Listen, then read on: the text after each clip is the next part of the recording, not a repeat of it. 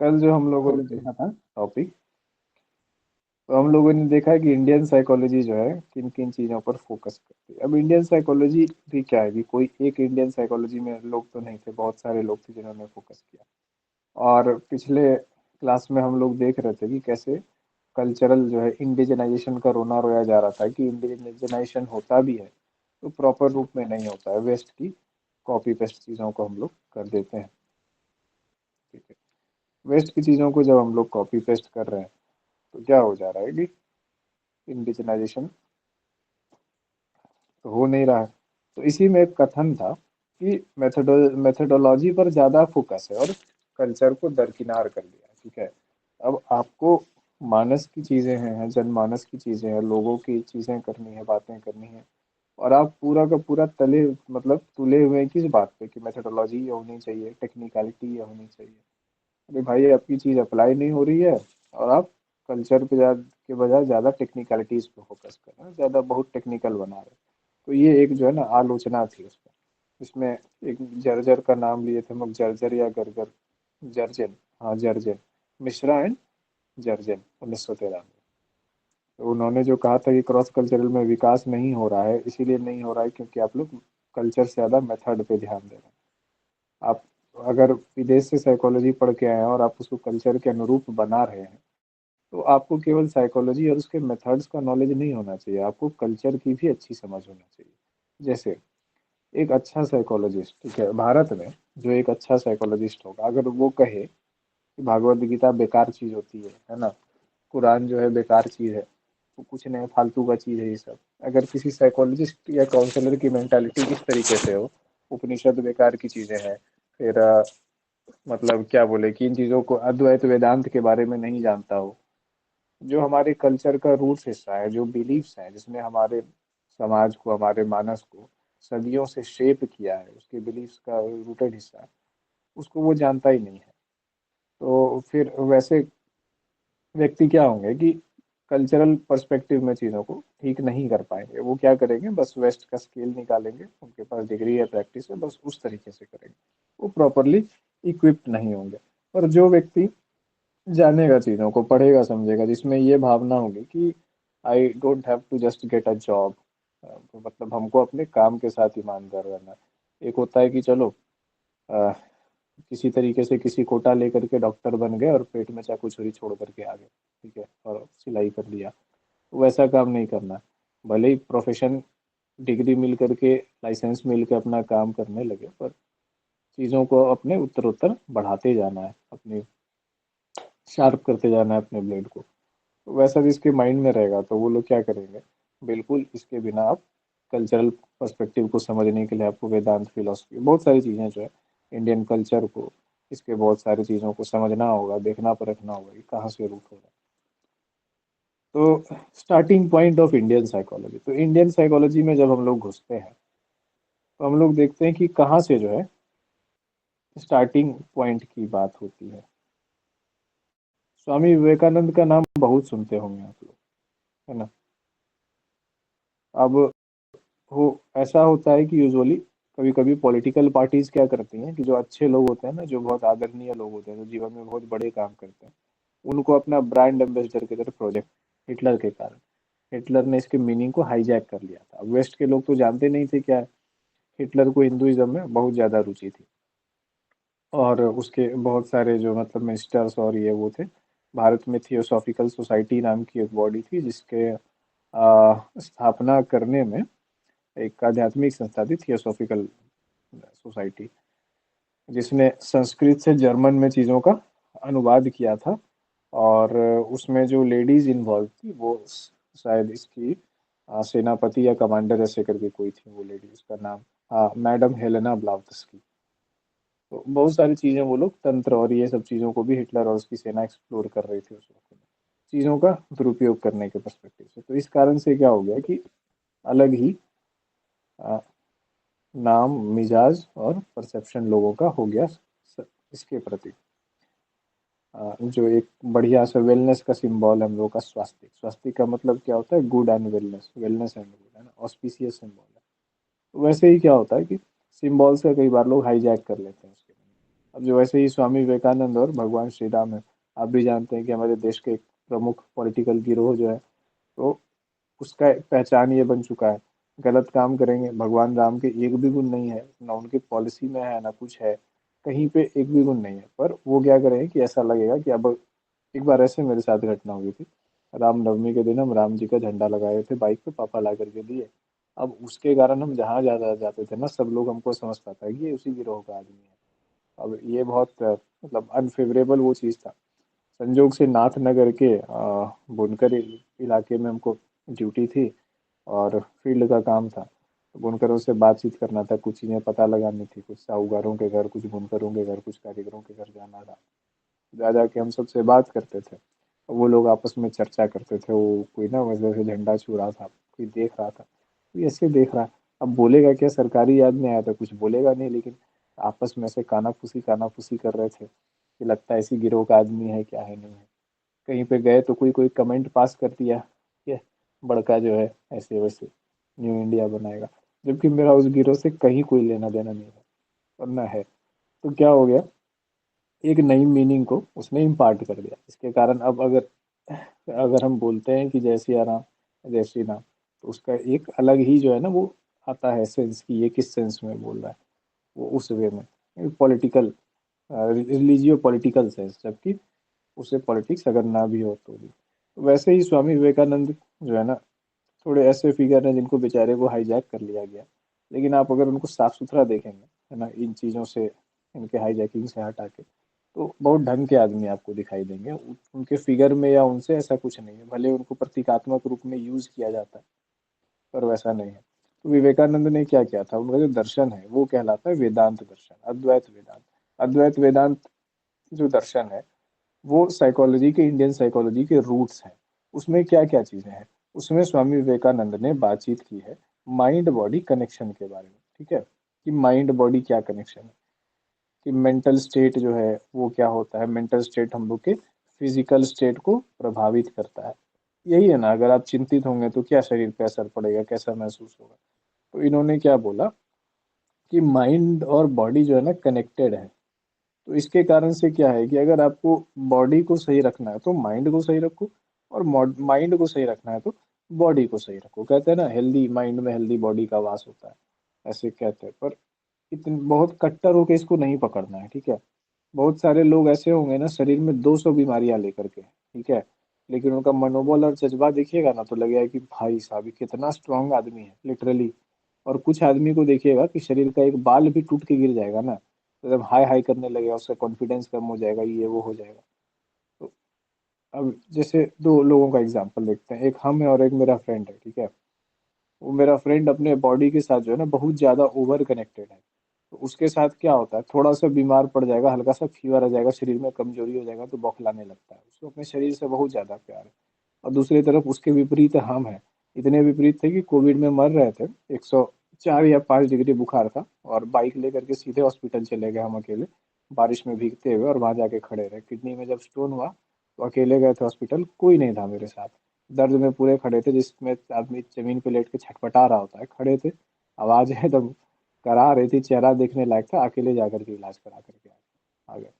तो हम उतने बॉडी से उतना ज़्यादा कनेक्टेड नहीं है अपने बॉडी से, ठीक है। अगर दर्द भी हो रहा है, अगर मर भी रहा है, तो मेरा मनोबल इतना वो चीज़ है कि उसको कर सकता है। लेकिन कोई आदमी क्या है कि बहुत ज़्यादा कनेक्टेड है। तो अगर आप इस चीज़ को ना ऐसे मान के चलोगे कि हेल्दी माइंड में ही हेल्दी माइंड, बॉडी मतलब हेल्दी बॉडी में ही हेल्दी माइंड का वास हो सकता है, तो ये भी ना एक अतिशयोक्ति है। सुनने में अच्छा लगता है, पर अनहेल्दी बॉडी में भी हेल्दी माइंड का वास बिल्कुल हो सकता है, ठीक है। एक अच्छे मेंटल शेप में आप रह सकते हैं, माइंड की चीज़ है। पर फिर भी क्या है, असर तो डालता ही है। अब जैसे मान लीजिए कि मेरा फिजिकल स्टेट या स्टेमिना जो है, या अभी फिटनेस सही नहीं है, और हमको 15 किलोमीटर की दौड़ लगानी पड़ जाए अचानक से, समय बहुत कम है, गाड़ी नहीं मिल रही है, एग्जाम का सेंटर 15 किलोमीटर दूर है, तो दौड़ जाते हैं 15 किलोमीटर। 15 किलोमीटर तो दौड़ ही सकता है आदमी, लेकिन वो दौड़ने की मेरी क्षमता नहीं है। तो क्या होगा, मेरा माइंड और ज़्यादा परेशान होगा। बॉडी अगर साथ नहीं देगी, 5 किलोमीटर में जो है बॉडी पूरा ऐसे लगा कि खत्म हो जाएगा, तो माइंड परेशान करना हमको शुरू कर देगा। तो विवेकानंद का क्या कहना था, यही कहना था कि माइंड बॉडी कनेक्शन जो है आपका मजबूत रहे, तो काफी अच्छा रहेगा। तो साइकोलॉजी की एक एलिमेंट मिला। दूसरा चीज है, विवेकानंद जी ने कहा सेल्फ नॉलेज, सेल्फ अवेयरनेस की बात की। अब सेल्फ अवेयरनेस क्या है? जब तक आप सेल्फ के प्रति अवेयर नहीं होंगे तो आपका पर्सनल ग्रोथ कैसे होगा, आपका विकास कैसे होगा? जब तक आप में अंतर्दृष्टि नहीं होगी, आप इंट्रोस्पेक्ट नहीं कर पाएंगे कि हमको आखिर जीवन में चाहिए क्या, हमको कैसा महसूस हो रहा है, किसी घटना से मेरे ऊपर क्या प्रभाव पड़ रहा है, और उस प्रभाव को मुझे कैसे कम करना है, कैसे बढ़ाना है, पॉजिटिव प्रभाव पड़ रहा है, विपरीत प्रभाव पड़ रहा है, किस तरीके से पड़ रहा है, इमोशंस मेरे कैसे काम कर रहे हैं ना, मेरे व्यवहार कैसे। तो जब तक आप ठहर के खुद को देखेंगे नहीं, आप सेल्फ के प्रति अवेयर नहीं, तो आप अपने आसपास की चीज़ों को कोऑर्डिनेट नहीं कर पाएंगे, उसको अपने फायदे के लिए, है ना, अपने लक्ष्यों के लिए आप उसको कंट्रोल और कोऑपरेट नहीं कर पाएंगे उसके साथ। आप सिर्फ जो है ना एक सिचुएशन के क्या बोलते हैं, फंक्शन बन के रह जाएंगे कि जैसा सिचुएशन होता है वैसा हम कर देते हैं, लेकिन आप ये नहीं रियलाइज कर पाते हो चीज़ों को करने का पावर मेरे पास भी है ना। मैं भी इस स्टिमुलस रिस्पॉन्स की चीज़ में मैं भी एक ऑर्गेनिज्म हूँ, एक डिसाइडिंग फैक्टर। तो स्वामी विवेकानंद ने सेल्फ नॉलेज की बात की। उसके बाद स्वामी विवेकानंद ने बात की पावर ऑफ सब कॉन्शियस की। उन्होंने कहा, अब ये ना ये एक थोड़ा सा मेटाफिजिकल सी बात लगती है, पता नहीं सबका निजी अनुभव क्या कहता है नहीं कहता। लेकिन हम मतलब हम अपने बिलीफ की पर्सनल बात कर रहे हैं, हम कोर्स से मतलब एग्जैक्टली exactly कोर्स में ऐसा लिखा हुआ नहीं, हमको ऐसा लगता है कि पावर ऑफ सबकॉन्शियस जो है ना, इस पे हम बिलीव करते हैं पर्सनली। बाकी जिसका जो अनुभव है, आप फ्री हो बिलीव करने के लिए ना बिलीव करने के लिए। मेरा ये कहना है कि हम अगर बिलीव करते हैं तो आप भी बिलीव करो, कोई जरूरी नहीं। हम अगर कह रहे हैं कि ऐसा होता है तो आप मत मानो कि ऐसा होता है, आप पहले अपना अनुभव करो, अपना सत्य ढूंढो, अपना जानो, फिर मानो। बस बात को कह लिया, कान में सुन लिया, सिर्फ यही तक रखो कि हाँ सर बिलीव करते हैं, बस आप बिलीव मत कीजिए इस चीज़ पे जब तक आपको अनुभव ना हो जाए। मेरा भी यही तरीका है, हम पहले अनुभव करते हैं तभी बिलीव करते हैं, उसके पहले तक बात कान में बस रहती है कि हाँ किसी फलाने व्यक्ति को बिलीव था, उसने ये कहा। तो पावर ऑफ सबकॉन्शियस में उन्होंने कहा कि आपका जो माइंड है ना, जो कल्पनाएं हैं, जो आपके विचार हैं और जो आपके विश्वास हैं, वही आपकी रियलिटी को शेप करते हैं। यानी कि सबसे पहले अगर आपको कोई चीज़ क्रिएट करनी है, कोई चीज़ बनानी है, तो वो आपके थाउट्स में, कल्पना में और विश्वास में जो है ना वो आनी चाहिए, उसके बाद वो रियलिटी का शेप ले लेती है, सामने आ जाती है। उसने उन्होंने कहा कि आपको माइंड में पॉजिटिव विचारों को रखना चाहिए और अफर्मेशंस को, यानी बार बार उन पॉजिटिव विचारों को ये करना चाहिए कि हाँ मैं सक्षम हूँ, हाँ मैं कर सकता हूँ, इस तरीके की चीज़ों को मन में वो कीजिए, ताकि आपके जो मानसिक लिमिट्स हैं उनको आप हटा सके और फुल पोटेंशियल में काम कर सके। फॉर एग्जाम्पल, अगर आप आर्मी की दौड़ में जाते हैं दौड़ने के लिए, 1600 मीटर का दौड़ होता है, लगभग 5 मिनट में, 5 से 5.5 मिनट के अंदर आपको रैप अप करना होता है। 1600 मीटर दौड़ 5 से 5.5 मिनट में दौड़ना बिल्कुल आसान नहीं होता है, वो तो अपने आप में आसान नहीं है।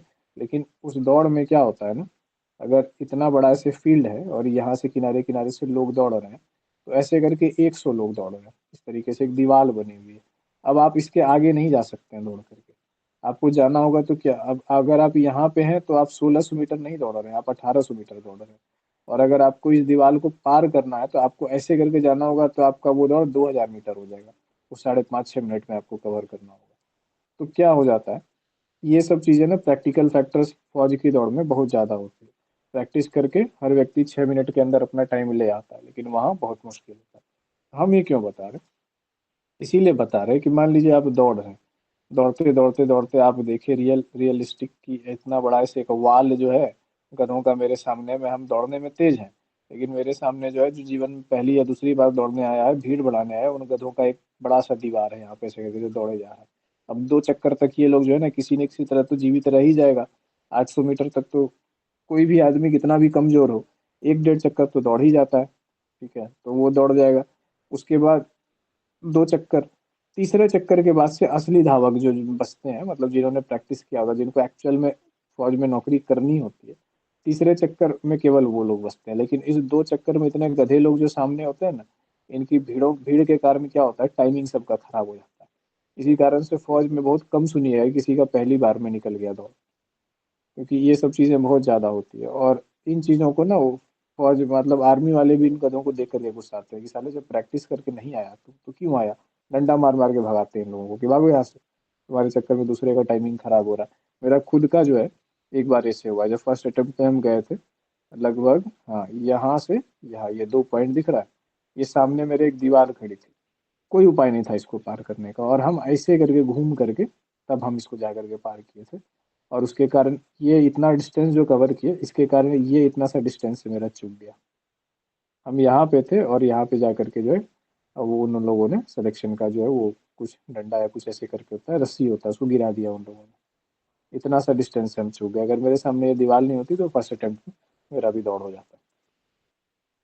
तो ये चीज मान लीजिए कि आप दौड़ रहे हैं, दौड़ते दौड़ते आपने बिलीव कर लिया कि मेरा होगा ही नहीं, हम नहीं दौड़ पाएंगे, बाप रे अब कैसे जा पाएंगे, तो आपके अंदर ना शरीर में वो ताकत ही उत्पन्न नहीं होगी कि जो है हम वहां तक जा पाए। जैसे ये स्टार्टिंग लाइन और फिनिशिंग लाइन है, तो यहाँ से दौड़ते दौड़ते पहुंचे, यहाँ तक हालत खराब होगी, अब हम नहीं पहुंच पाएंगे, मम्मी, बाप रे बाप। तो क्या होगा, आपके अंदर वो ताकत ही पैदा नहीं होगी, और आप एकदम लोएस्ट स्थिति में है, और अंदर से बोले कि हम जा सकते हैं, हम दौड़ सकते हैं, बिल्कुल कर सकते हैं, और आपको अपने अंदर लगे कि एक राक्षस जैसा पैदा हुआ, जोर से चिल्लाए और दौड़ गए, पता नहीं कहाँ से पूरे शरीर में बहुत ज्यादा ताकत आ गई, एकदम 10 गुना, और एकदम रपेट दिए यहाँ पे। तो ये अनुभव होता है लोगों को उस टाइम पे। तो ये किस चीज की ताकत थी, ये बिलीफ की ताकत थी। जब फौज की ट्रेनिंग में लोगों को 3 3 दिन तक भूखे रह करके एक चाय और एक बिस्किट पे पीछे जो है 50 किलो का बोरा है, और दिन रात दौड़ाया जा रहा है, सोने नहीं दिया जा रहा, 100 150 200 300 किलोमीटर तक दौड़ाते रहते हैं उस तरीके से, सिर्फ एक सुबह में एक चाय एक बिस्किट और शाम में एक चाय और एक बिस्किट, ना उसको सोने देगा ना आराम करने देगा, तीन तीन रात तक 3 दिन तक लगातार दौड़ रहा है आदमी, हथियार के साथ पूरा गेट के साथ। तो वो ताकत कहाँ से आती है, ताकत शरीर से नहीं आती, वो ताकत आती है बिलीफ से और मन से, विल पावर से आती है। ठीक है, और इस बात से आती है कि पॉसिबल मेंटालिटी, कहते हैं ना कि एवरीथिंग इज पॉसिबल, पॉसिबिलिटी की मेंटालिटी से वो ताकत आती है। तो उसी की बात करते हैं कि पावर ऑफ सबकॉन्शियस और विल पावर, इन चीज़ों की बात करते हैं स्वामी विवेकानंद। तो इनके बारे में ये चीज़ है। तो स्वामी विवेकानंद की जो टीचिंग्स है, ये किस बारे में बात करती है, ये बात करती है कुल मिला करके ह्यूमन माइंड के बारे में, है ना, कि ह्यूमन माइंड के पावर्स के बारे में, human mind and it's potential. Potential का मतलब पावर, इसकी क्षमता के बारे में बात करते हैं स्वामी विवेकानंद, है ना। तो यहाँ पे हम लोग देख रहे हैं कि स्वामी विवेकानंद का इंडियन साइकोलॉजी में क्या योगदान था। चलिए, अब फॉर्मल वाला जो है ना, ये थोड़ा सा बाद में आते हैं। इसके बाद दूसरे नंबर पे हम लोग आते हैं श्री अरविंदो पे। ठीक है, कि श्री अरविंदो क्या है। एक सेकंड रुकिएगा, यहाँ तक किसी को कोई दिक्कत।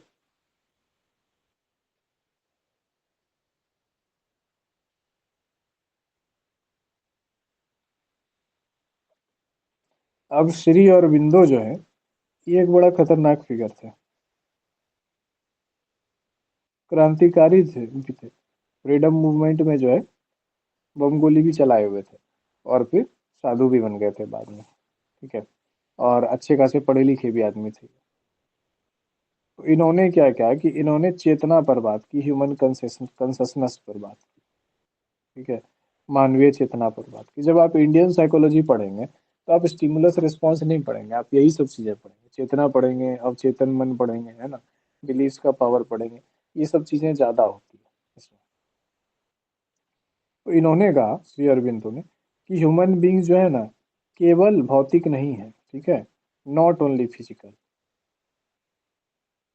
ये केवल ऐसे नहीं है कि केवल इनका शरीर है, केवल अस्तित्व है, इसके अलावा ना इनमें चेतना है, इनमें गहरी चेतना है, और इनमें क्या है, आध्यात्मिकता है, स्पिरिचुअलिटी है, इनमें कुछ तो ऐसा है जो कि एनिमल से अलग हटके है। क्या ये गलत बोल रहे थे? बिल्कुल नहीं बोल रहे थे, क्योंकि हम लोगों में वाकई कुछ चीज तो है जो कि हम लोगों को एनिमल से और दूसरे जीवों से अलग बनाती है, हम लोग उसको सेंस करते हैं, महसूस करते हैं। तो उसी को चेतना कहा गया है, कि डीपर लेवल ऑफ चेतना, चेतना का जो स्तर है मनुष्य का, वो ऊंचा है। तो लेवल ऑफ कॉन्शसनेस की इन्होंने बात की, लेवल ऑफ कॉन्शसनेस, चेतना के स्तर को ऊपर कैसे करते हैं, इसके बारे में भी बात की, योग वगैरह के माध्यम से करते हैं, क्योंकि ह्यूमन होने का जो गिफ्ट है, जो एक्चुअल मतलब है, उसको आप कैसे बढ़ाएंगे। अब योग क्या है, तो योग एक प्रक्रिया और वो चीज़ है, उसमें कोई रिलीजन या किसी भी संप्रदाय से कोई लेना देना नहीं है। योग के एलिमेंट्स लगभग दुनिया के सभी रिलीजन में है, अलग अलग रूपों में, अलग अलग तरीके से। कहीं प्रेयर्स के रूप में है, कहीं बिलीफ्स के रूप में है, कहीं ग्रेटिट्यूड के रूप में है कि शुक्र कीजिए आप अपने ईश्वर का, है ना, उनको थैंक यू बोलिए, थैंकफुलनेस के रूप में है, कहीं अच्छाई के रूप में है। तो योग का मतलब जो है ना, बहुत बड़ा मतलब है उसका, सिर्फ एक छोटा सा मतलब नहीं है।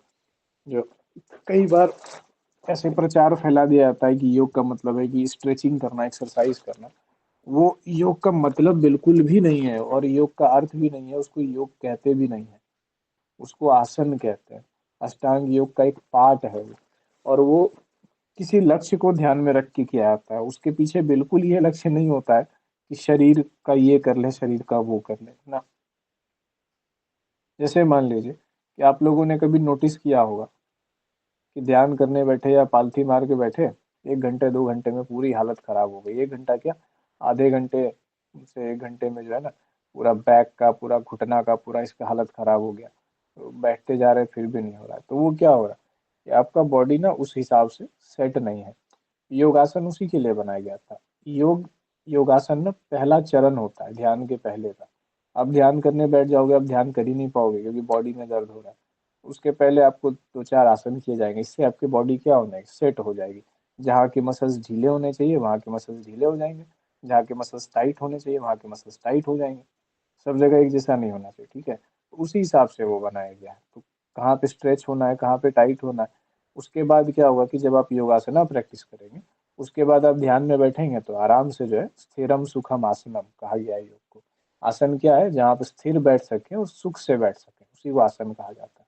उसके बाद आप पालथी मार करके बैठेंगे तो आपको एहसास होगा कि ऐसे तो हम 7 दिन बैठ सकते हैं, 7 दिन लगातार भी बैठ सकते हैं, कोई दिक्कत नहीं, शरीर में कहीं कोई प्रॉब्लम नहीं है, घंटों घंटों। तो इसका मतलब है कि आपका आसन क्या हो गया, सिद्ध हो गया। सिद्ध हो गया का मतलब ये है कि आपने उसको सर सीख बोर्ड लिया। हेलो, नहीं बोर्ड दिख नहीं रहा दिख है। रहा है? अरे, अच्छा देख, अभी बताइएगा तो ठीक है। तो ये चीज जो है, आसन, उस आसन जो है इसलिए आता है ताकि आप अगले स्टेज पे जा सके, प्राणायाम कर सके, ध्यान कर सके। यहाँ लोगों ने क्या कर रखा है, भीड़ लगा लगा करके जो है पूरा अप डाउन 1 2 3 4 पता नहीं जोक बना दिया है उसको। एक्सरसाइज करना है तो एक्सरसाइज ही कर,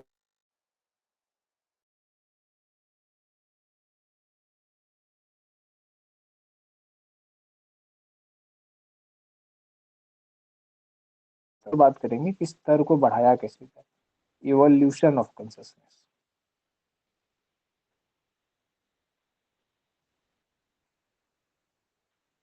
अब ध्यान क्या दे दीजिए कि स्वामी विवेकानंद को आप लोगों ने देखा होगा तो वो हट्टे कट्टे भी थे, ठीक है। वो कसरत की भी बात करते थे, माइंड बॉडी कनेक्शन की बात करते थे, वो माइंड और बॉडी की बात करते थे। और ये उससे सूक्ष्म चीज की बात कर रहे हैं, ये माइंड और बॉडी की बात कर ही नहीं रहे, ये उससे भी जो ज्यादा एकदम माइन्यूट और सूक्ष्म है, ऊर्जा है, उसकी बात कर रहे हैं, चेतना की बात कर रहे हैं श्री अरविंदो।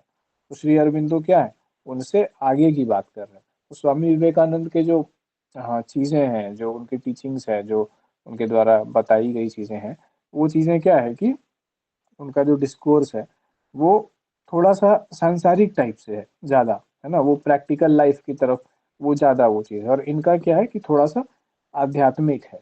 तो ये दोनों के नेचर में जो है ना थोड़ा सा अंतर है। तो इन्होंने क्या बोला, इन्होंने बोला कि इवोल्यूशन ऑफ कंसियसनेस, कंसियसनेस को क्या कर सकते हैं, बढ़ाया जा सकता है, इसके लेवल को बढ़ाया जा सकता है, सिर्फ निजी स्तर पे ही नहीं बल्कि कलेक्टिव लेवल पे, सामूहिक स्तर पे भी चेतना के स्तर को अगर बढ़ा दें तो वर्ल्ड क्या हो जाएगा, दुनिया एक अच्छी जगह हो जाएगी। और इससे क्या होगा, प्रोग्रेस होगा।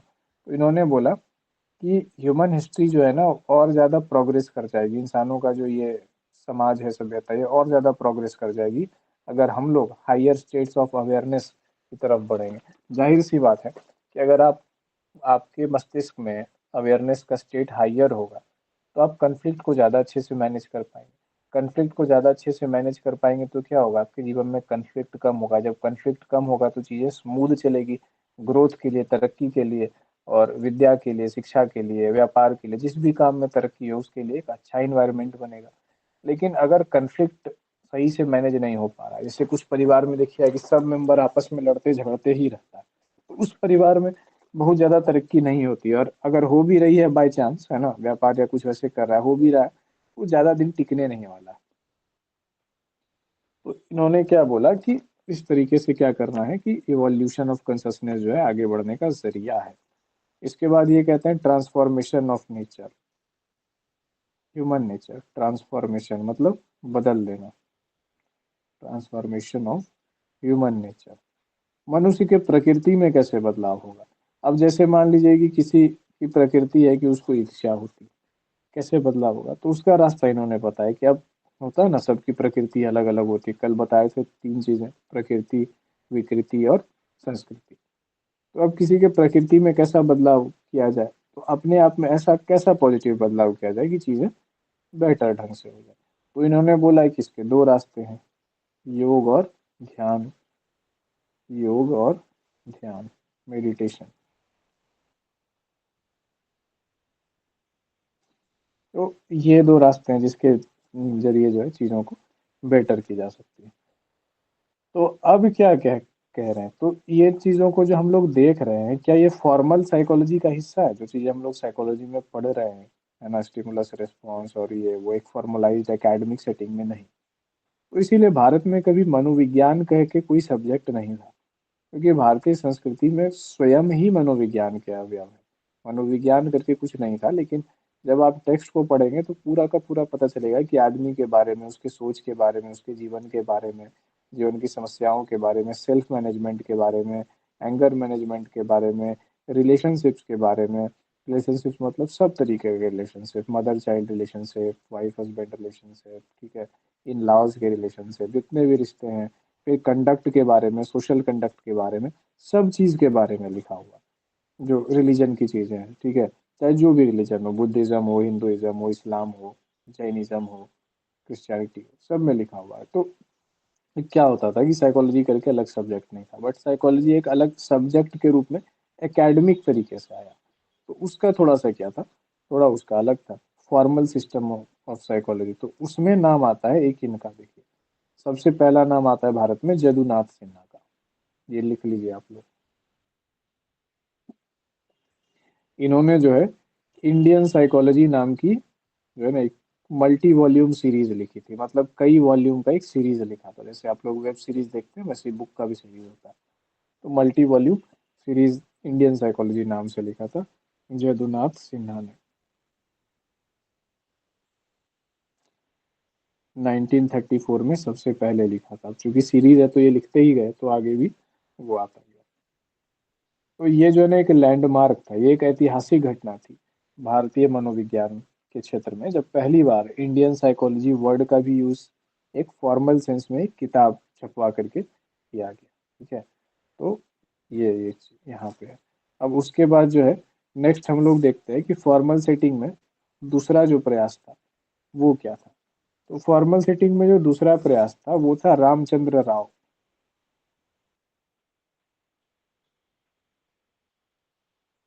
रामचंद्र, RA, RAO, राव, ठीक है। तो रामचंद्र राव, इन्होंने जो किताब लिखी उसका नाम था डेवलपमेंट, नाम लिख लीजिएगा, development of psychological thought in India. कब लिखी? 1962 में, बहुत बाद में आज़ादी के, ठीक है। और इन्होंने कब लिखा था? कहाँ गया? 1934 हाँ, में। 1934 में लिखा था इन्होंने। तो ये आज़ादी के पहले लिखा था। तो ऐसे याद रखिएगा कि पहला कदम जो लिया गया था इंडियन साइकोलॉजी को ऑफ फॉर्मल लैंडमार्क, वो आज़ादी के पहले 1934 में, और दूसरा जो था बड़ा स्टेप वो 1962 में लिया गया। अब देखिए क्या है कि दोनों को ध्यान से पढ़िए। 1934 में पहली बार बताया गया कि इंडियन साइकोलॉजी क्या है, ठीक है। इंडियन साइकोलॉजी में इंडियन कल्चर कैसे काम करता है, इंडिया की बिलीफ्स क्या है, इन चीज़ों पर बात हुई।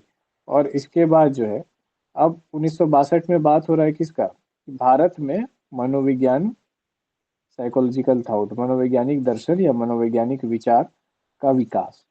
तो इसका मतलब क्या, ये जो वर्क ये क्या ट्रेस कर रहा होगा, 1934 और उसके पहले की कुछ चीजों को ट्रेस कर रहा होगा। फिर 1934 में यदुनाथ सिन्हा के काम का इसमें जिक्र हुआ होगा। फिर 1934 के बाद चूंकि ये सीरीज थी, तो सीरीज में क्या होता है कि एक एक करके किताब निकाल रहे हैं, तो उसका टोटल इन्होंने खाका दिया होगा कि ऐसे ऐसे भारत में डेवलप हो रहा है। फोकस वर्ड क्या है, ध्यान दीजिए यहाँ पे मेन जो की वर्ड है वो क्या है, डेवलपमेंट ऑफ साइकोलॉजिकल थॉट। तो ये क्या होगा, एक इतिहास की एक किताब की तरह होगा, जो ये बता रहा होगा, मतलब मनोविज्ञान के इतिहास की एक किताब की तरह, कि भारत में कैसे भारतीय मनोविज्ञान डेवलप हुआ।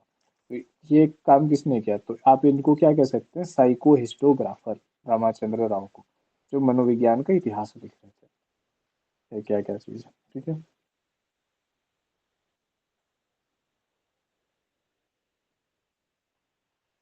अब इसके बाद तीसरा नाम आता है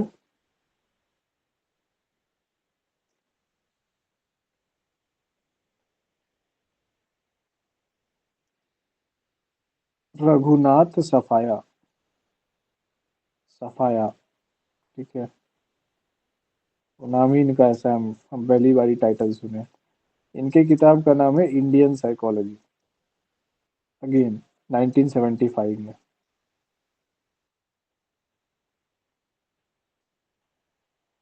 अब कुछ लोग अपने डेट ऑफ बर्थ के धीरे धीरे करीब पढ़ते जा रहे होंगे, इतना पुराना तो कोई नहीं होगा क्लास में। तो मेरी मदर क्या डेट ऑफ बर्थ के आसपास का, 1975, 85 के बाद के भले ही हो सकते हैं लोग। तो चलिए, कुछ कुछ जो है नजदीक हम लोग आ रहे हैं। रघुनाथ सफाया नाम के व्यक्ति थे। अब तीन आदमी हैं, ठीक है। एक जदुनाथ, ठीक है, जिसका जिसके नाम का मतलब है कृष्ण। दूसरा रामचंद्र राव, भगवान श्री राम। और तीसरा रघुनाथ, मतलब भगवान श्री राम। तो इस तरीके से भी आप याद रख सकते हैं, ठीक है। रामचंद्र राव हो गया और रघुनाथ सफाया, इंडियन साइकोलॉजी। दोनों में नाथ है, जदुनाथ और रघुनाथ, दोनों ने इंडियन साइकोलॉजी नाम की किताब लिखी। और रामचंद्र राव जो है, उन्होंने लिखी development of psychological thought in India.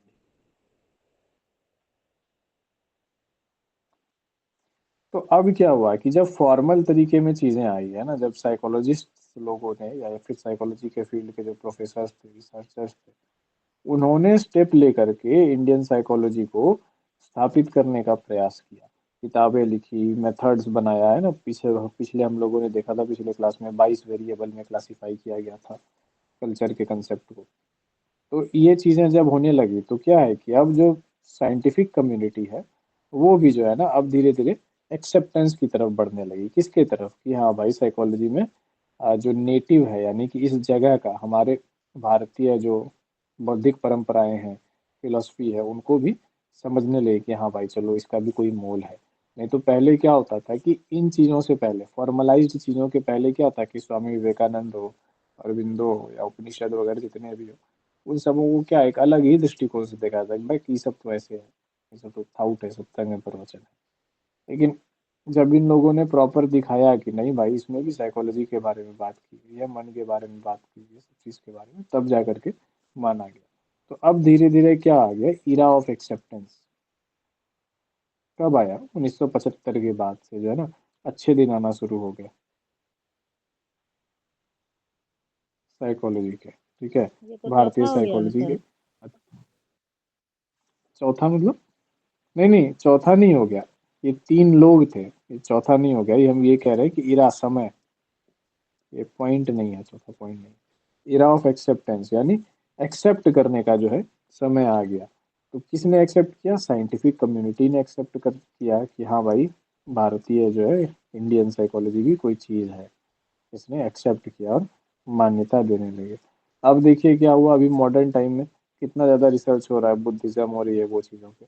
Monks को जो है लाते हैं लैब्स में, पकड़ पकड़ के उनके ब्रेन पे ईजी लगाते हैं, और फिर अब बायोलॉजिकली मशीन के तरीके के माध्यम से देख करके कंफर्म कर रहे हैं उनको, बार बार एफएमआरआई मशीन में डाल डाल के उनके ब्रेन का स्कैन कर रहे हैं।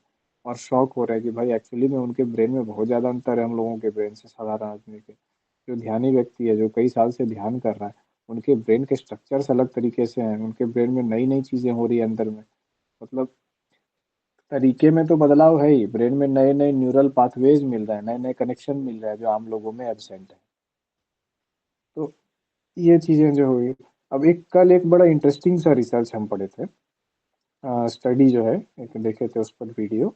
उसमें पता है हेलुसिनेशन, आप लोग सुने हो ना कि जो मेंटल पेशेंट्स होते हैं वो हेलुसिनेट करते हैं, उनको चीजें दिखाई पड़ती है जो नहीं होती हैं, उनका ब्रेन क्रिएट कर रहा होता है सीन्स को।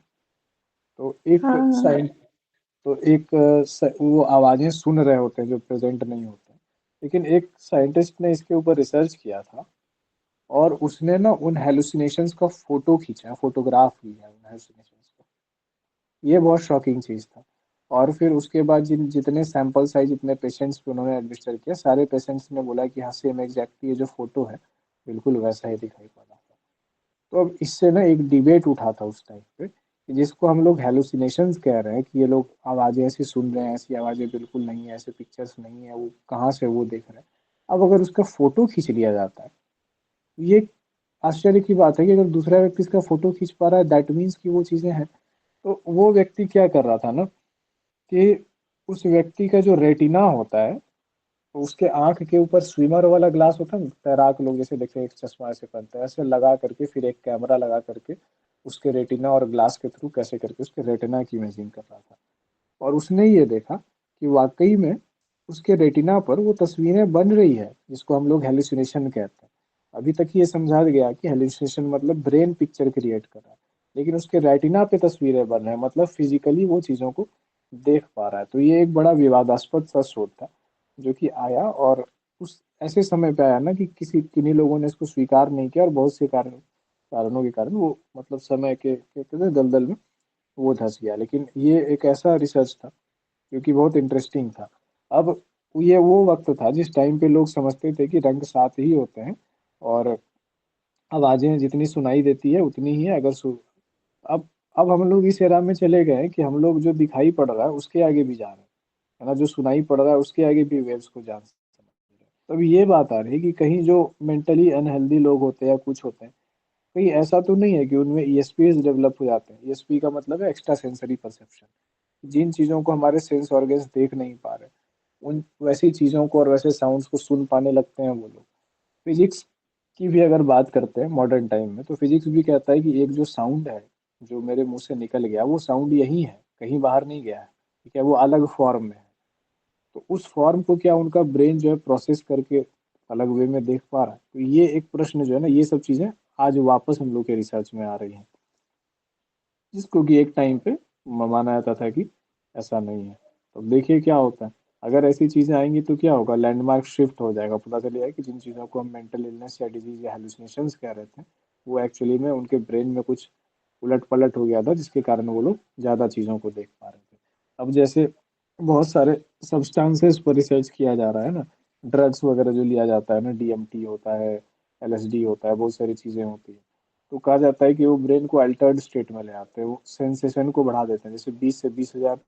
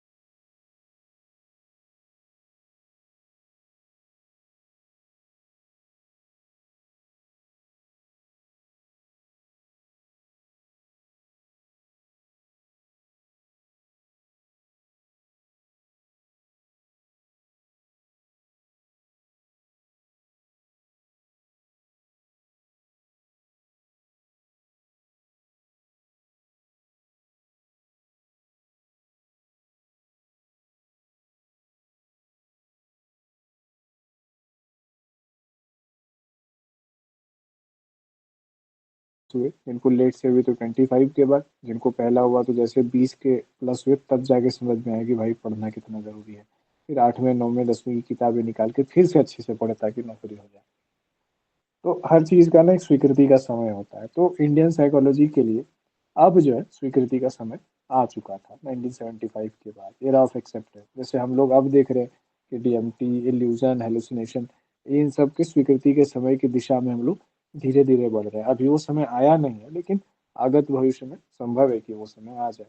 तो इससे क्या हो जाएगा कि जो हमारी मूल अवधारणाएं हैं साइकोलॉजी की, हेलुसिनेशंस की, ये वो चीज़ें की, वो अवधारणाएं बदलेंगी।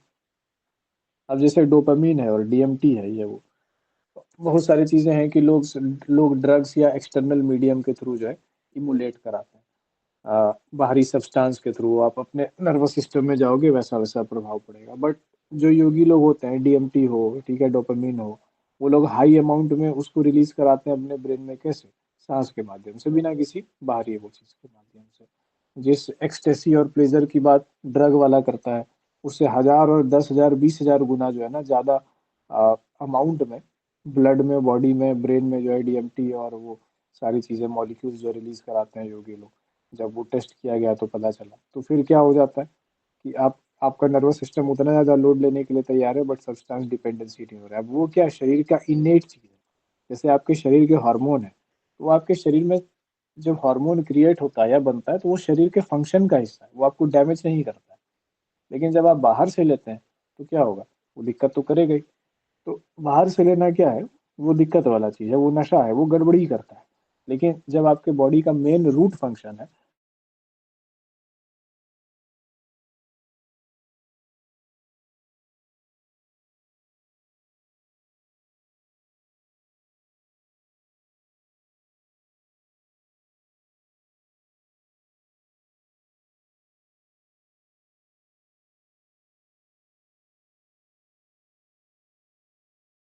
के साथ वैसे ही होता है। रामानुजन थे। अब रामानुजन ने जो है बात की कि मिसिंग इक्वेशंस में उन्होंने बात की, कुछ तो ऐसा है ना, इससे कुछ क्रिएट हो सकता है स्पेस में, यानी ब्लैक होल जैसा कुछ, वॉइड जैसा क्रिएट हो सकता है। उसके बाद जो है फिर वो कैसे कैसे तो सीक्वेंस था, आइंस्टीन के पास गया। आइंस्टीन के बाद से फिर दो तीन वैज्ञानिक, और लास्ट में रॉजर पेनरोज के पास वो काम गया है।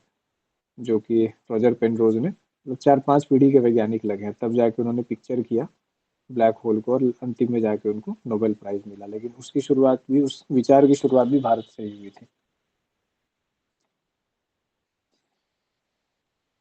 तो एयर ऑफ एक्सेप्टेंस को हम लोग समझ लिए। अब जो है हम लोग पढ़ते हैं फोर फैक्टर्स क्या क्या थे। ठीक है, ये इंपॉर्टेंट चीज है। इस इरा ऑफ एक्सेप्टेंस को लाने के पीछे चार कारक थे, चार प्रमुख कारक। जब हम लोग इंडियनाइजेशन पढ़ते हैं साइकोलॉजी का, अब ये किताब, ये किस किताब में मिला होगा? ये उस किताब में मिला होगा, डेवलपमेंट ऑफ, ये क्या है, psychological thought in India, Indian psychology. ये किताबें आपको अगर मिल जाए तो आप ऐसे ही, सब चीज़ कहीं ना कहीं तो होगा ही, है ना, वहीं से निकाल करके हम लोग देख रहे हैं। तो इन किताबों में ये चीज़ें आपको मिल जाएगी, इन दोनों की किताब में, कि इंडियन साइकोलॉजी कहाँ तक बढ़ा। अगर फुर्सत हो और लाइब्रेरी में एक्सेस हो, तो बिल्कुल ये किताबें आप ले सकते हैं। पीएचडी में एनरोल हो जाइएगा तो फुल लाइब्रेरी अपना हो जाएगा, पीजी का भी और सेंट्रल लाइब्रेरी। एग्जाम का कोई टेंशन नहीं है, रिन्यू भी नहीं कराना है। चार प्रमुख कारक।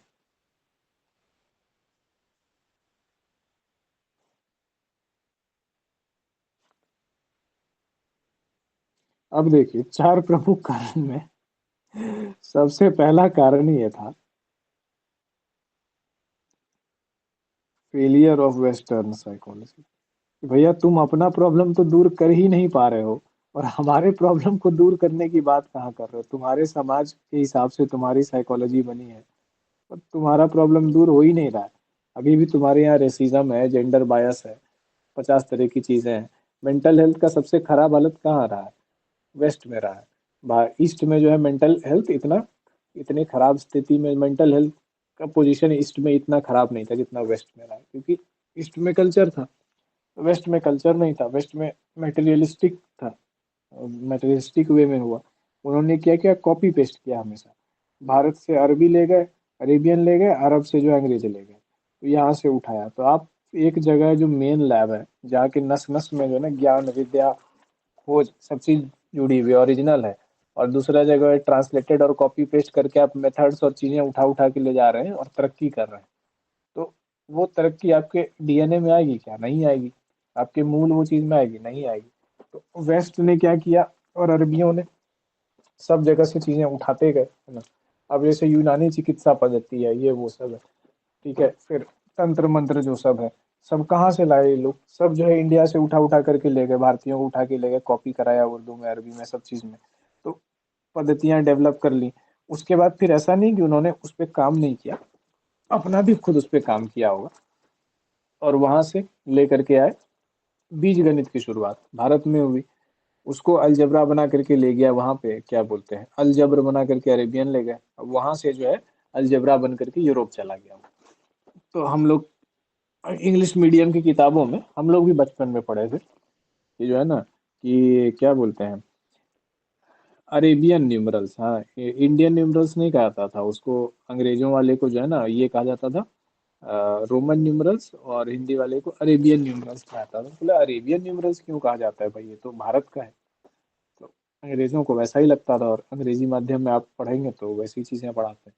गाय का जो पिक्चर देते हैं इंग्लिश मीडियम के बुक्स में, उसमें बिना सींग वाली गाय का फोटो दिया है बच्चों को। बच्चा लोग सींग देखता है, तो एक बच्चा ऐसे था, वो गाय को सींग देखा तो पूछा कि ये क्या है, इसको क्या हो गया है, गाय को इसके सिर से क्या निकल गया है।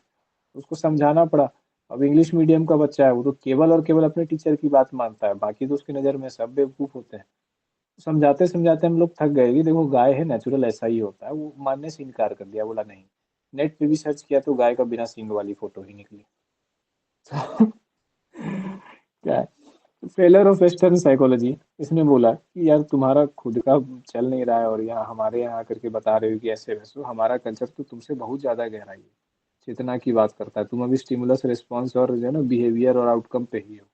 हम लोग कहाँ कहाँ पहुंच चुके हैं, जहाँ तुम सोच नहीं सकते वहां सोच चुके हैं।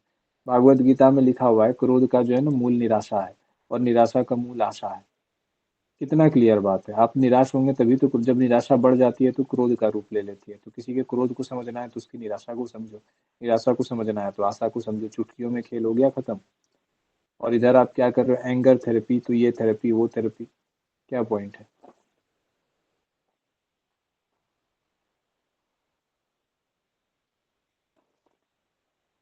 तो इन्होंने ये बोला कि आपका जो वेस्टर्न मॉडल है ना श्रीमान, ये एक टूटा फूटा मॉडल है, ठीक है, टूटा फूटा, फ्रेगमेंटेड, टुकड़ों में दिया हुआ मॉडल है, जो कि चीजों को अलग थलग करके देखता है, चीजों को जोड़ तंगड़ करके जो है ना जुगाड़ करने की जो है कोशिश करके देख रहा है।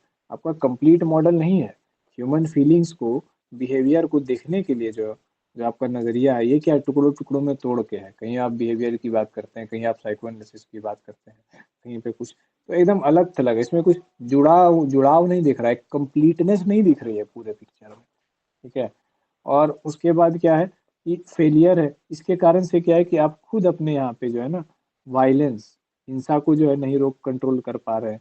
उसके बाद फैमिली जो है, फैमिली इश्यूज जो है आपके यहाँ बहुत ज़्यादा है, मेंटल हेल्थ इश्यूज बहुत ज़्यादा है। और सबसे बड़ी जो दिक्कत है आपके यहाँ वो ये है मोरालिटी की, नैतिकता की, है ना। नैतिकता आप लोग के समाज में पता नहीं क्यों ताक पे रखी गई है, ये चीज़ है। तो अगर आपका साइकोलॉजी, आपका मनोविज्ञान इतना ही बढ़िया है, तो क्यों नहीं ये चीजें ठीक कर पा रहा सामाजिक स्तर पे?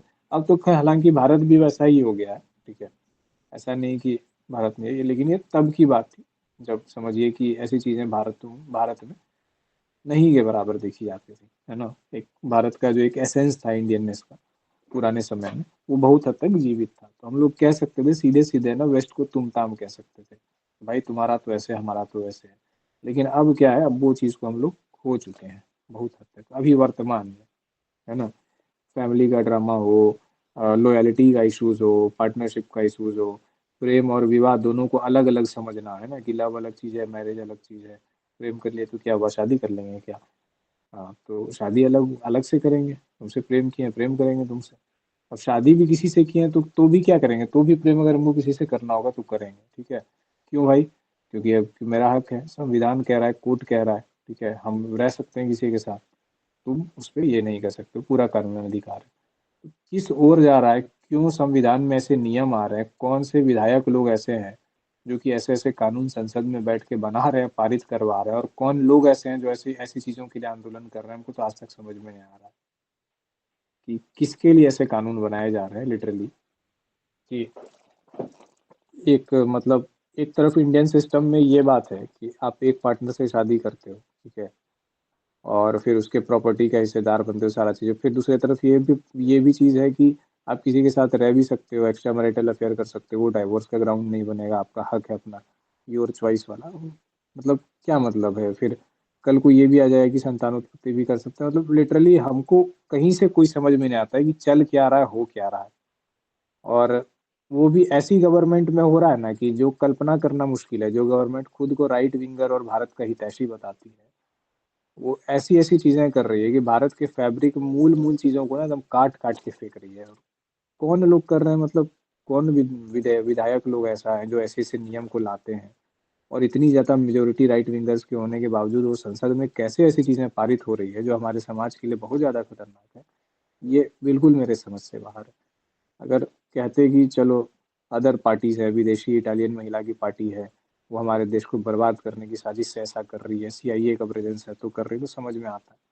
लेकिन यहाँ पे ऐसा हो रहा है, ये बहुत ही आश्चर्यजनक बात हमको लगती है। तो इन चीज़ों से क्या होगा? जब आपका लॉ ही ऐसा होगा, जब कानूनी रूप से आप गलत को एकदम सीधे सीधे ठोक के समर्थन देंगे, जो आपके सामाजिक विचार से अलग है, जो आपकी संस्कृति और परंपरा से टोटली अलग है, तो आप क्या उसको वो चीज़ देंगे? यार इससे बढ़िया तो मतलब हम कहें कि देखो इस्लाम का सिस्टम है, कम से कम इस चीज़ का अलाउ तो नहीं करता है। आपको मल्टीपल शादियां करनी है, आप मल्टीपल शादियां करो, लेकिन मल्टीपल शादियां करो, ठीक है? ऐसे नहीं कि कुछ भी कचरा फैलाते रहो। तो सेकंड नंबर पे आते हैं। सेकंड नंबर पे क्या लिमिटेशन है, मतलब क्या कारक है कि चार प्रमुख कारक। पहला कारक ये था कि वेस्टर्न साइकोलॉजी फेल कर रहा है, तब ना हमने इंडियन को एक्सेप्ट किया कि भाई ये काम नहीं कर रहा, इस पेचकस से जो है ना, ना पेच टाइट हो रहा है ना खुल रहा है, तो प्रॉपर साइज का पेचकस चाहिए। अब दूसरा जो है ना, popularity of yoga in Indian system.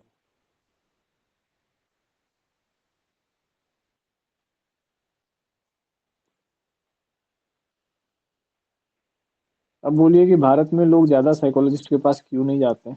और नहीं ही जाएंगे, कभी नहीं जाएंगे भारत में बहुत ज़्यादा साइकोलॉजिस्ट के। क्योंकि साइकोलॉजिस्ट का ना आधा काम जो है ना, और 70 to 75% काम यहाँ का रिलीजन और कल्चर कर देता है, ठीक है? आप लोगों को देखते हैं भागवत कथा सुनते हुए, है ना, ये रामायण सुनते हुए, इन चीज़ों को देखते हुए, अगर वो सही जगह और सही व्यक्ति से सुन रहे हैं ना, तो बहुत हद तक उनको साइकोलॉजिकल काउंसलिंग की जरूरत नहीं पड़ती है। लेकिन क्या होता है कि सही जगह, सही व्यक्ति और सही चीज़ देना और उसको पहचान पाना, ये बहुत डिफरेंट बात हो जाती है, ठीक है? नहीं तो क्या होते हैं, साधु संत के नाम पे लोग कुछ भी कर रहे होते हैं ना, एक मतलब एक कहते हैं ना कि रिलीजियस अथॉरिटी को ठोक रहे होते हैं लोगों के ऊपर, वो सही गलत को अपने तरीके से बता रहे होते हैं। अब मान लीजिए दो व्यक्ति हैं, प्रेम संबंध में कई वर्षों से, प्रेम संबंध में 8 साल 10 साल से, और प्रतिज्ञा आज तक किसी को नहीं देखा है उसके अलावा, प्रतिज्ञा कर चुके हैं कि साथ जिएंगे साथ मरेंगे वो चीज़ खाएंगे, लिटरली समझिए कि समाज ने नहीं स्वीकारा है, लेकिन दोनों एक दूसरे के एकदम जीवन साथी हैं, पति पत्नी की तरह जीते रहते हैं और वैसे ही है।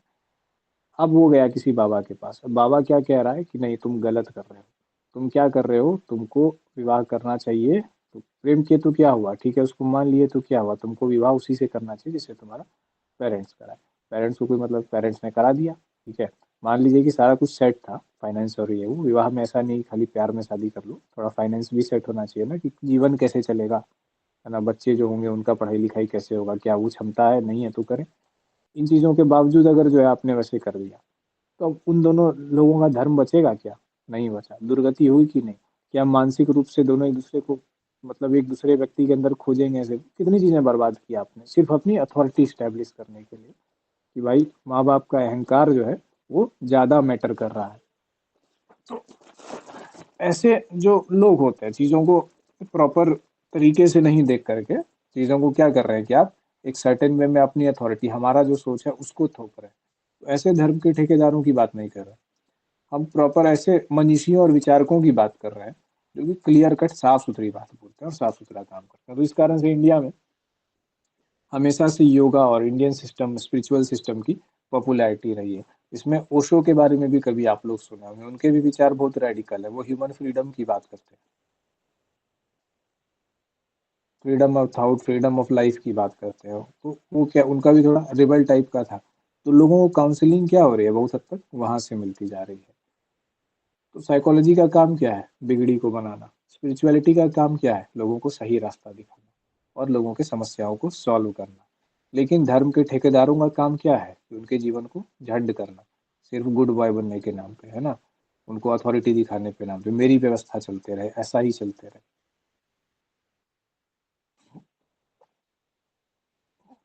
ऐसा सिस्टम क्रिएट करना कि जिस समाज में हम खुश नहीं हो सके तो हमसे अगला कैसे खुश हो जाएगा, खुश होकर रहने ही नहीं देंगे उसको। तो ऐसी ऐसी चीजें क्रिएट करना, तो उन चीजों को छोड़ देते हैं हम लोग। प्रॉपर ट्रेडिशन की बात करते हैं ना, वो ट्रेडिशन नहीं है, वो कुछ अलग चीज है। तो इसीलिए इंडियन सिस्टम को जब आप समझे तो प्रॉपर इंडियन उस सिस्टम को समझे जहाँ पे वेदांत की बात आती है, ठीक है, जहाँ पे फिलोसफी की बात आती है, जहाँ पे प्रॉपर उपनिषद और उसकी बात आती है। उसका नहीं कि कोई ना बाल लंबा करके दाढ़ी बढ़ा के कोई बैठ गया मंच पे, सोशल मीडिया का उसका टीम है 50 लोगों की, और 200 आईडीज हैं यूट्यूब पे, दिन भर वो लोग रील बना के अपलोड करते रहते हैं और बाबा को सब लोग भगवान मान रहे हैं।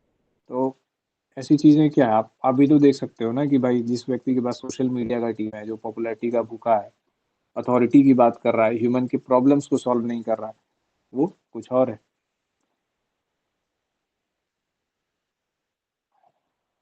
तो योगा और इंडियन सिस्टम की पॉपुलैरिटी बढ़ी। अब पॉपुलैरिटी भी कैसे बढ़ी, इसमें भी बड़ा एक रोचक किस्सा है ना, अंग्रेजी मुहर। योग तब तक भारतीयों के लिए ना मायने नहीं रख रहा था जब तक उसके ऊपर अंग्रेजी मुहर नहीं लगी थी, ठीक है। हमारी पिछली पीढ़ियों की बात देखिए, ठीक है, हम ही लोग नहीं, हमसे एक पीढ़ी पीछे से ही प्रॉब्लम जो है ना शुरू हो गया। हमारी पिछली पीढ़ियां जो है ना, वो अगर ज्यादातर आप देखेंगे एटीट्यूड में, कि वो क्या बोलते हैं, हरसिंगार के पत्ता को उबाल के उसको कॉन्कॉक्शन काढ़ा बना के पीने की बजाय वो पारासीटामोल को खाना ज्यादा पसंद करेंगे। भले ही उनकी पिछली पीढ़ियां कह रही कि भाई करके तो तुम देख लो, नहीं होगा तब ना बोलना, लेकिन वो क्या करेंगे, नहीं हम पारासीटामोल खाएंगे। क्यों? क्योंकि पारासीटामोल पे अंग्रेजी मुहर है। जो बात अंग्रेज कह दिया, ठीक है, जो बात अंग्रेज के मुंह से हो गया, उसने बोल दिया हाँ ठीक है तो ठीक है। ये गुलाम मनोवृत्ति क्या हुई है कि देखने भारत में बहुत ज्यादा मिली। तो इस कारण से योगा और इंडियन सिस्टम को भी पॉपुलैरिटी कब मिली, जब अंग्रेजी मुहर उस पर लगी, जब अंग्रेजों ने इसको स्वीकारा, अंग्रेज लोग भारत आने लगे और आश्रमों में जाने लगे और इन पर बात करने लगे, तो भारतीयों ने बोला हाँ हाँ हाँ योगा सही है, ठीक है, योगा ठीक है। तो मतलब भारतीय क्या है, गीदड़ की तरह है, उसमें लीडर गीदड़ जो है अंग्रेज है, पहले वो हुआ करता है तब सब लोग हुआ करता है। तो जब अंग्रेजी मुहर लगा तब भारतीयों को याद है हाँ योगा और इंडियन सिस्टम सही है। आज भी ये मेंटालिटी बहुत हद तक जो है लोगों में ये चीज है। इसके कारण क्या हुआ, टेलीफोन के आविष्कारक भारतीय थे, लेकिन अंग्रेजी मुहर के कारण भारतीय कैसे आविष्कार कर सकते हैं, जब तक कोई स्टीफन ग्राहम ये सब नहीं रहेगा तो फिर हो ही नहीं सकता आविष्कार। तो इसमें जो है कौन कौन लोग थे, ठीक है, फिर इसमें देखिए, स्वामी रामा, स्वामी रामा और महेश योगी, ये सब ऐसे गुरु थे जिनके शिष्य जो है ना मोस्टली वेस्टर्नर्स थे। अब मान लीजिए कि अगर कोई बेवकूफ आदमी भी है भारत में, ठीक है, योग को थोड़ा बहुत भी जानता है, कचरा भी जानता है, बाल दाढ़ी बढ़ा लिया, ठीक है, दो चार सांस के जो ट्रिक्स जान लिया। अब सांस के ट्रिक्स इतने इजी है ना, हम अभी भी अगर आपको ठंडा लग रहा हो तो 10 मिनट में ट्रिक करवा करके केवल एक सांस का तरीका से एक्सरसाइज से आपकी बॉडी को गर्म कर सकते हैं और बॉडी को ठंडा करवा सकते हैं। तो इसमें कोई बहुत मजाक या बहुत बड़ी वाली बात नहीं है। अगर 5 डिग्री ठंड है और रूम में हम धोती पहने हुए हैं और पूरे शरीर पे ऊपर कुछ नहीं है, गर्मी की तरह हम घूम रहे हैं, सुबह 3 बजे 4 बजे 12 बजे से बालकनी में बैठे हुए हैं, तो इसके पीछे कोई बहुत बड़ा मैजिक या बहुत बड़ी सिद्धि नहीं है। उसके पीछे जस्ट एक सांस लेने का एक मेथड है। अब तो विज्ञान इसको ब्रीथ वर्क नाम से भी बुलाता है, पहले इसको योग के नाम से जानते हैं। आप ट्राई करेंगे तो आप खुद पाएंगे कि बॉडी टेम्परेचर को सांस के माध्यम से कंट्रोल किया जा सकता है, हार्ट बीट को सांस के माध्यम से कंट्रोल किया जा सकता है, और ये बहुत आसान है। इसके लिए कोई बहुत महान या बाबा बनने की जरूरत नहीं, ठीक है, ये आप नॉर्मली भी कर सकते हैं।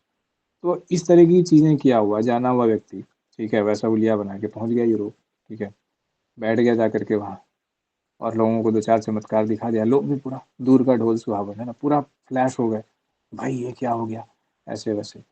तो ऐसी भी कई चीजें हुई है। भारत के साधारण लोग जब देखे कि भारत में संघर्ष नहीं करना है, यूरोप में बिकेगा योग, तो चलो चले जाते हैं, अंग्रेजी सीख लेते हैं, थोड़ा बहुत ट्रिक सीख लेते हैं, खूब पैसा कमाए, मतलब इतना पैसा कमाए, इतना पैसा छापे कि जितना मतलब जितना अंग्रेज लूट के ले गया ना भारत से, तो वही सब पैसा वसूल किए भारत के ठग लोग जो है, अंग्रेजों को जाके ठगे। तो अब ये जो दो लोग थे, इनके बारे में हम नहीं जानते हैं how real they were, but इनका नाम बहुत कम लोगों ने भारत में सुना है, क्योंकि भारत में आपको एक्चुअली में चीज़ें प्रूव करने के लिए वाकई में काबिल होना पड़ेगा, क्योंकि इतना तो लगभग सब लोग जानते हैं ना। हर तीसरे चौथे घर में इतना जानकारी वाला आदमी मिल जाएगा आपको, बस वो ये चुपचाप रहता है, इन चीज़ों का हल्ला नहीं करता है। तो ये दो नाम याद रखिएगा, है ना। ये स्वामी रामा और महेश योगी, इन लोग के बहुत ज़्यादा शिष्य लोग थे, बाहरी लोग। तो इनके कारण जो है ना, साइकोलॉजिस्ट और ये लोग जो है ना बहुत ज़्यादा अट्रैक्ट हुए इन लोगों की तरफ, क्योंकि साइकोलॉजी मूलतः अंग्रेजों का ही विषय था ना, शुरू तो वहीं से हुआ। ये लोग अट्रैक्ट होने लगे थे इन लोगों ने ट्रांसीडेंटल, महेश योगी का ट्रांसीडेंटल मेडिटेशन। अब महेश योगी ने क्या किया, ट्रांसीडेंटल मेडिटेशन, वेस्टर्नर लोग जानते हैं कि महेश योगी का ट्रांसीडेंटल मेडिटेशन होता है। ये बिल्कुल वैसी ही बात है कि आप नॉर्वे चले जाइए और वहाँ के लोगों को कहिए कि तुलसी पत्ता का जो है ना काढ़ा अगर बना के पियोगे तो जुकाम हो जाएगा, तो वहाँ के लोग क्या कहेंगे। जैसे आपका नाम हो गया, मान लीजिए कि अर्जुन कुमार है, तो अर्जुन का काढ़ा नाम से उसको कह देंगे, है ना, कि अर्जुन कुमार का काढ़ा। तो वैसे ही वहाँ पे अभी बुक्स में आ गया है महेश योगी ट्रांसीडेंटल मेडिटेशन, उनके नाम से आ गया। अब महेश योगी के नाम से आया, पता नहीं लोगों ने बना दिया या उन्होंने नहीं कहा कि नहीं भाई मेरा चीज नहीं है, ये किसी मूल किताब में रखा हुआ है अपने बिजनेस चलाने के लिए। मूल किताब तक पहुंचा दोगे लोगों के तो फिर तो सभी जान जाएंगे वो लोग, कोई ना कोई तो उसमें तीर निकल ही जाएगा, हिंदी संस्कृत सीख करके पढ़ लेगा। तो अपना नाम दे करके ट्रांसीडेंटल मेडिटेशन बना दिया, जो कि बहुत ही जो है ना हास्यास्पद चीज है। अब इसके जीवन का देखिए, ट्रांसीडेंटल मेडिटेशन जो है ना जो हुआ था, ये बड़ा चमत्कार था। ये क्या चीज़ है भाई, मेडिटेशन में आप ट्रांसीडेंटल ट्रांसेंड कर जाते हैं, आप दूसरे जोन में चले जाते हैं, अरे ये क्या हो गया। लोगों के लिए चमत्कार था, ऐसे कैसे हो गया, ये क्या चीज़ें हो रही है। तो अब जो है ना हार्वर्ड यूनिवर्सिटी आई आगे, हार्वर्ड यूनिवर्सिटी आगे आती है और इसको स्टडी करती है, इनको एक लैब में ले जाती है, न्यूयॉर्क के एक लैब में ले जाती है, मेडिकल टेस्टिंग मैनेजर फाउंडेशन, ये वो। तो पूरा अखबार, पूरा मीडिया, ये वो सब बहुत सारी चीज़ें आती है, जहाँ पे वो बहुत सारे जो है ना यौगिक चमत्कारों को दिखाते हैं। ठीक है। अब जो है यौगिक चमत्कार, अब कहा गया कि ये लोग ना बहुत गजब हैं, ये लोग अपने बॉडी और माइंड के ऊपर गजब का जो है ना पावर रहता है, गजब का कंट्रोल है इन लोग के बॉडी और माइंड के ऊपर। और बॉडी और माइंड के ऊपर कंट्रोल करना तो योग की पहली सीढ़ी है भाई, सबसे पहला तो वही है। उसके बाद तो जाके योग शुरू होता है, योग तो उसके बाद शुरू हो रहा है। वेस्ट वो भी नहीं कर पा रहा, तो उसको लग रहा है कि बहुत गजब की चीज़ है। तो अब हार्वर्ड में हल्ला मच गया, हार्वर्ड में हल्ला मचना मतलब हार्वर्ड यूनिवर्सिटी अपने आप में बहुत बड़ी यूनिवर्सिटी है, वेस्ट का एकदम, हार्वर्ड हुआ, ऑक्सफोर्ड हुआ, ये सब तो वेस्ट की बुद्धि का गढ़ है, समझिए ब्रेन है पश्चिम का। तो पूरा ये चीज हो गया, तो फिर क्या हो गया, फैल गया, अरे भाई योगा ऐसा होता है। वहीं से जो है ना योग योगा बन गया। ठीक है, योगा कुछ नहीं होता, जो भी होता है योग होता है। तो ये योगा बन गया। और वहां से फिर जो है, वहां से फिर जब भारत में है ना मुहर, अंग्रेजी मुहर के साथ आया, तो भारतीय लोगों ने देखा, है ना हमारी चीज है ना। जो भारतीय नहीं मानते थे वो भी कहने लगे अंग्रेजी मुहर के बाद। दो कारक थे, एक फेलियर ऑफ वेस्टर्न साइकोलॉजी और दूसरा इंडियन योगिक सिस्टम पे अंग्रेजी मुहर का लगना। तीसरी चीज secular nature of Indian psychology. Indian psychology क्या है, सेक्युलर नेचर का, इसको धर्म से कोई लेना देना नहीं है। योग जो है उसको भी धर्म से कोई लेना देना नहीं है। आप जिस रिलीजन को फॉलो कीजिए, जिस गॉड को मानिए, ठीक है, एक को मानिए, एक से ज्यादा को मानिए, जिस जैसे एक वे में रहना है रहिए। योग को बस एक प्रक्रिया के रूप में जाता है कि माइंड बॉडी कनेक्शन करें, ब्रीदिंग एक्सरसाइज करें। ठीक है, आप अपने इष्ट देवता किसी को भी मानते हैं, कोई बाउंडेशन नहीं है कि आपको महादेव को मानना होगा, कृष्ण को मानना होगा, काली को मानना होगा, अल्लाह को मानना होगा, क्राइस्ट को मानना, किन्हीं को मानिए, जिनको मानना होगा, कोई दिक्कत नहीं। तो secular nature of Indian psychology, Indian psychology religion की बात नहीं करता था। स्वामी विवेकानंद जो है, इन्होंने हिंदू धर्म की बात नहीं की, उन्होंने मानव की बात की। ठीक है, हाँ जब धर्म पे बात की तो वहां पे धर्म की बात की, लेकिन वेदांत दर्शन में दर्शन की बात की। दर्शन मतलब क्या, दृष्टिकोण, जीवन को कैसे देखा जाए, कैसे जिया जाए। तो उसका रिलीजन से कोई लेना देना था नहीं। तो इस कारण से क्या हुआ कि जब रिलीजन से लेना देना हो जाएगा, तो क्या होता है कि जब आपका कोई चीज एकदम आपके रिलीजन से लेना देना है, एकदम ब्रांड से लेना देना है कि नहीं हमारे ही रिलीजन का है, हम डिस्टिंग्विश्ड है, एकदम हमारे ही रिलीजन का लुक कर सकता है, अगर ऐसा हो गया तो हमारे रिलीजन का हुलिया अलग है, हमारे रिलीजन का पहचान अलग है, हमारे रिलीजन का कपड़ा पहनने का ढंग अलग है। आप उसको लेकर के दूसरे के पास जाएंगे तो क्या होगा कि वो उसको अटैक की तरह देखेगा, भाई हमारे रिलीजन पे तुम अटैक कर रहे हो। जैसे मिशनरीज ने जब भारतीयों को क्रिश्चियन बनाना शुरू किया और उनको जो है उनका पारंपरिक कपड़ा छोड़ के बूट पैंट ये वो सब देने लगे, तो इंडियन हिंदूज ने उसको अटैक की तरह देखा कि भाई ये तो तुम रिलीजन पे अटैक कर रहे हो। और योगा और इन चीज़ों में ऐसा बिल्कुल नहीं है, उसको कोई मतलब नहीं रिलीजन से। आप ट्राई कीजिए, आपको अगर करना है ट्राई करो, बिलीफ है करो। आप, हमको कोई नहीं कहते कि हमारे गॉड का पूजा करो या हमारे वे ऑफ लिविंग में आप चले जाओ, ठीक है। आप एक्सप्लोर करो चीज़ों को, देखो वर्क करती है तो ठीक है। तो ये क्या था ना कि सेकुलर नेचर था इंडियन साइकोलॉजी का, इंडियन स्पिरिचुअलिटी का बहुत हद तक। तो इसके कारण क्या होता है कि चीज़ें प्रचार प्रसारित ज़्यादा होती है, चीज़ें फैलती ज़्यादा है क्योंकि रिलीजन उसको ब्लॉक नहीं कर रहा है। अब जैसे हिंदू रिलीजन है, दुनिया में माइनॉरिटी रिलीजन में, पूरी दुनिया में सबसे कम संख्या अगर मतलब किसी रिलीजन की होगी तो हिंदू रिलीजन की होगी। दो मुख्य रिलीजन है, एक इस्लाम और एक ये क्या है, क्रिश्चियनिटी। और माइनॉरिटी क्या है, ग्लोबल माइनॉरिटी हिंदूज है। तो अब आपके रिलीजन बहुत छोटा है, तो कोई क्यों आपके रिलीजन को मानेगा या क्यों करेगा, जब उनके पास खुद का अपना रिलीजन है और उनको प्राइड भी है कि भाई हमारा रिलीजन दुनिया में सबसे अच्छा है दोनों को, क्यों आपकी बात मानेगा। तो आपके रिलीजन में प्राइड वाली बात ही नहीं थी, ठीक है। आपके प्रैक्टिसेस में साफ साफ कहा गया है कि भाई तुम्हारा जो भी पंथ हो, जो भी हो, शिव हो, शाक्त हो, जितना भी है, उससे मतलब नहीं है। तो ये थर्ड चीज हम लोगों ने देखी कि कंससनेस की बात कर रहा था, माइंड की बात कर रहा था, रिलीजियस ट्रेडिशंस की बात नहीं कर रहा था। तो यहाँ पे हम काट देते हैं रिलीजियस ट्रेडिशन लिख के।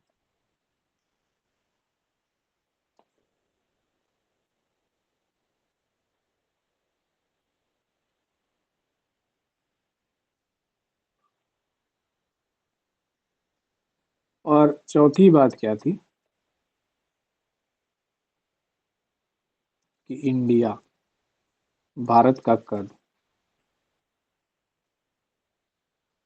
भारत एक ऐसा देश है ना, लोग कहते हैं ना कि ऊंट अगर बैठा हुआ भी हो तो कुत्ता से ऊपर ही होता है। तो भारत को हमेशा से पूरी दुनिया में लाइमलाइट मिला है, स्टारडम मिला है, रॉकस्टार वाला ट्रीटमेंट मिला है सृष्टि के आदि काल से ही। जगह ही ऐसी है, चीज ही ऐसा है। बौद्धिक संपदा है आपके पास, हर तरीके की मिट्टी है, हर तरीका का मौसम है, फ्लोरा एंड फौना है, क्या नहीं है, आयुर्वेद है, ये है, सैन्य का वो चीज है, ठीक है।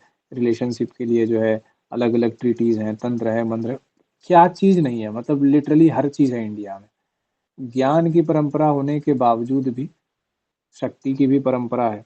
यहाँ के जो राजाओं की सेना होती थी तो उसपे एक एक लाख हाथी है भाई, 1 लाख हाथी, और उसके पीछे उतना महावत और करोड़ की संख्या में सेना।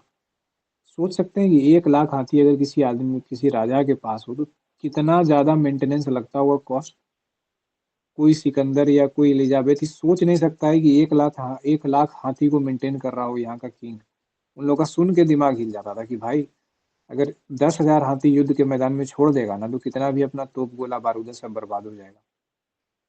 तो ये चीजें जो है, भारत का कद हमेशा से दुनिया में ऊंचा था।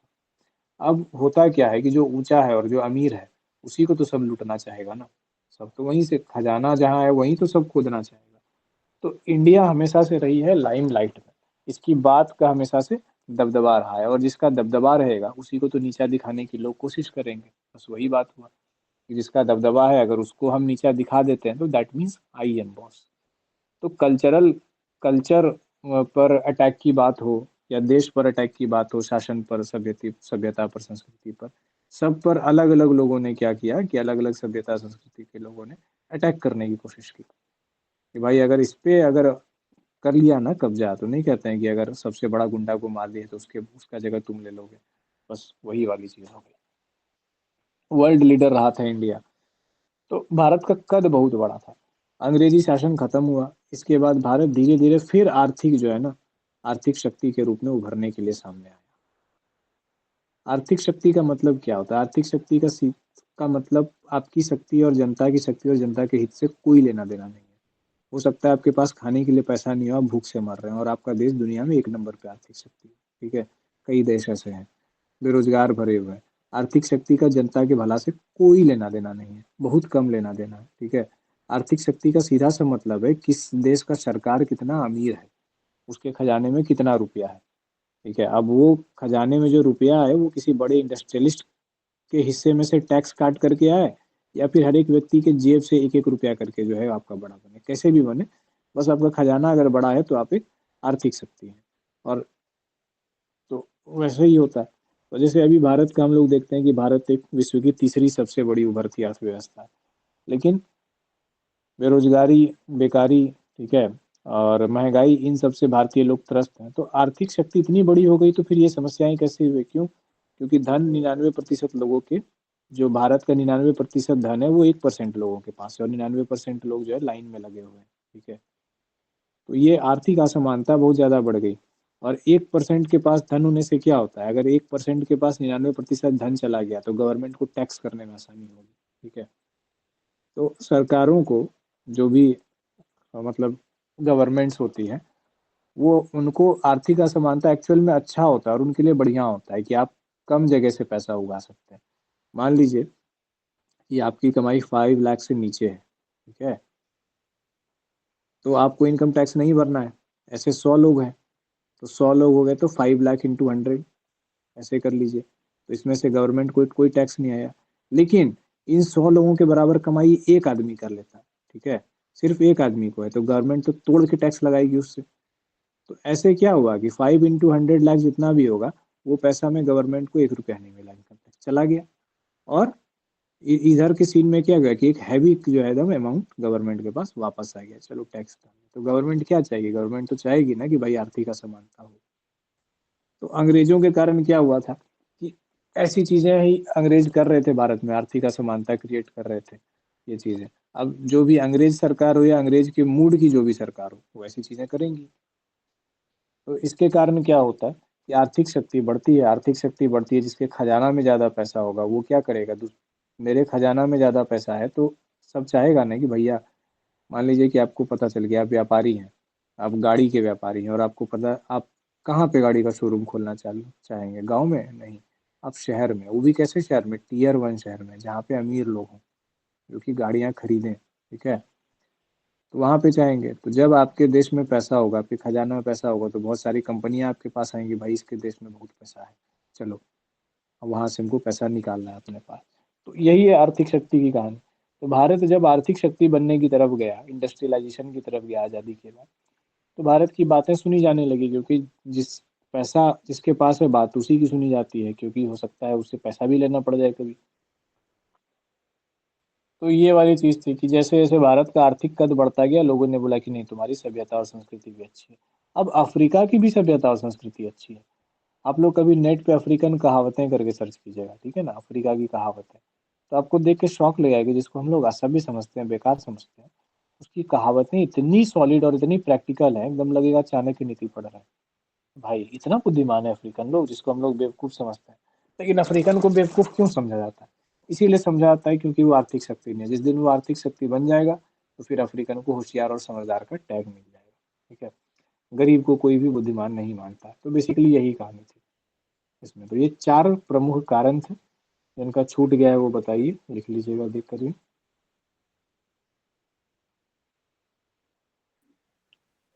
सर एक बार शुरू से करके दिखाइए तो, आज की क्लास का।